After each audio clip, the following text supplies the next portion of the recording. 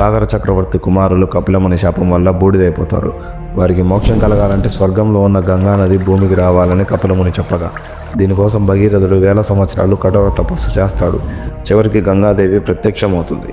కానీ గంగాదేవి ఒక హెచ్చరికతో, నేను స్వర్గం నుండి కిందికి పడుతున్నప్పుడు నా వేగాన్ని భరించడానికి భూమికి శక్తి లేదు, నేను భూమిని చీల్చుకుంటూ పాతాళానికి వెళ్ళిపోతాను అని అనగా భగీరథుడు మళ్ళీ తపస్సు చేసి మహాశివుణ్ణి వేడుకుంటాడు. గంగాదేవి తన మనసులో గర్వంతో ఇలా అనుకుంటుంది, ఈ శివుడు నన్ను ఆపగలడా? నా వేగంతో ఆయనను కూడా పాతాళానికి తొక్కుకుంటూ వెళ్ళిపోతానని.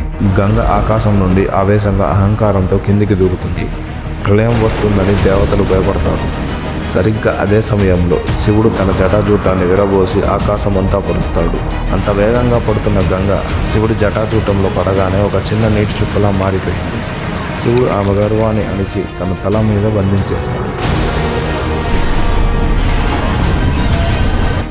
భగీరథుడి ప్రార్థన విన్న శివుడు కోపాన్ని వదిలి గంగను ఒక చిన్న ధారగా భూమిపైకి వదిలాడు.